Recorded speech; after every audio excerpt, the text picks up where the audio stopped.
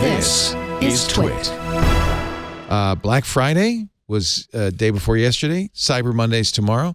Doesn't seem like people really care about those anymore, right?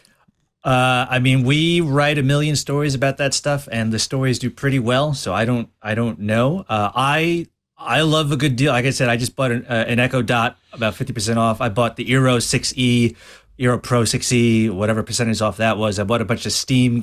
I still get excited about like, oh, this thing that used to be $100 a month ago, now it's 60. Like, I don't know. And so I don't know how big. I think one of the issues is that like everyone, this coverage is now wall to wall. I feel like you can go to like variety.com or like the Hollywood Reporter and read about Amazon's Cyber Monday deals. That doesn't make sense. If Gizmodo wants to do it, if Consumer Reports wants to do it, okay, that at least makes sense. But it's so pervasive now. Yeah, exactly. Folks who cover this stuff, like I don't need Sports Illustrated telling me about like the best Amazon, and that's what it feels like it's becoming over the years. I've been doing this, Lord knows, many years now.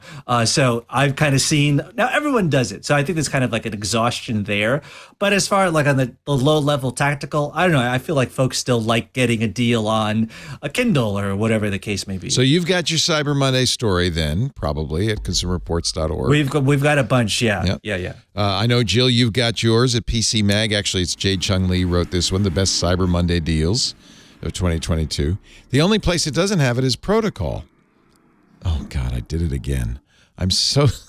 And really, I don't think we would have had. You were a news organization. Not a straight up story. Actually, the story I might have written was how Black Friday and Cyber Monday have blurred into one kind of online offline mega sale that probably starts like November 1st. Yeah, I think it's a month now. Yeah, for sure. Remember, Cyber Monday as a phenomenon existed because people were on dial-up modems at home. Yep. And then they would go back to work when they had high-speed connections on Monday and do their shopping. And I mean, that's just ridiculous in 2022. Like, that's not the behavior. So I spend a lot of time outside of the United States, and I've lived in a couple of countries outside the United States, and it just tickles me with so much delight in November when all the shops have Black Week sale, Black Friday sale. Because they don't have Thanksgiving. There's no Thanksgiving. Yeah. No, but I would go to the mall in Romania, and they're like, it's Black Month sale. And it was just like kind of joyous and fun. It would start on a random day. It wasn't necessarily on a Friday. And I love it.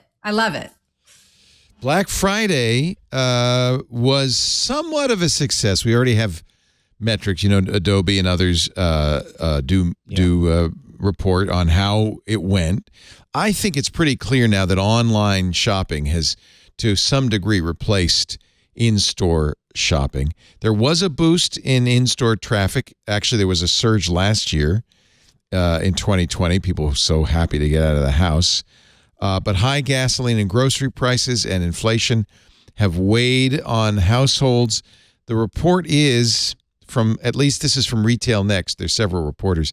Store traffic up 7% on Black Friday compared with 2021. In-store sales up 0.1%. A lot of looky-loos going in there. I hope people aren't doing this. They're going into stores to choose what they're going to buy and then go back home and buy it online. I hope they're not doing that. But that kind of implies that they might be. MasterCard, which kind of monitors everything, says Black Friday sales were up 12% over last year, but that's also online as well as in store. And is not adjusted for inflation. So it might be, with taking inflation into account, only a few percent more. It wasn't this giant, we're going to get out of the red and into the black holiday that it used to be. That's why it was called Black Friday, right? It was a chance for retailers to make, all the money that get out of the money losing column and get into the money plus column. Customer Sentiment Index from the University of Michigan.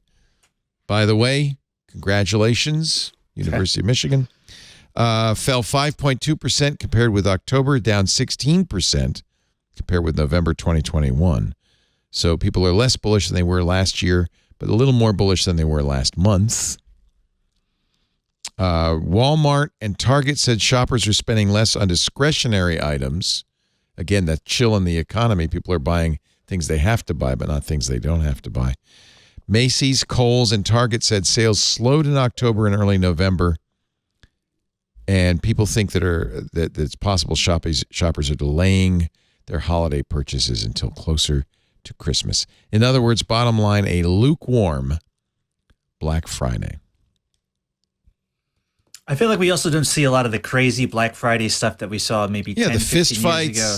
The fights and all that stuff. They like the retailers were making folks, go to work during Thanksgiving dinner. Yeah. Like that was kind of ridiculous. 3 a.m. openings, all that stuff's gone. I went to a local Macy's on Black Friday itself to buy some dress socks, and it didn't seem any crazier than any other Friday or Saturday. It felt the traffic seemed about the same.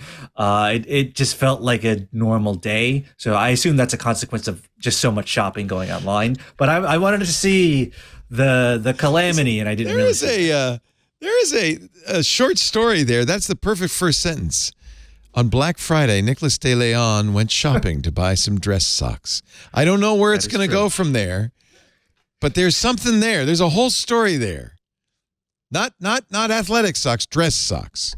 They were dress socks. Okay. It's very George Costanza sounding, yeah. Or maybe Frank Costanza, to be more specific. Well, hey, Festivus is just around the corner. Let's not forget. Yeah. And we've got our poll ready to go and all our grievances. Is that an iPhone in your hand? Wait a second. Is that an Apple Watch on your wrist? And do I see an iPad sitting there on the table? Oh my goodness! You are the perfect person to be watching iOS Today, the show where Rosemary Orchard and I, Micah Sargent, talk all things iOS, tvOS, watchOS, HomePod OS.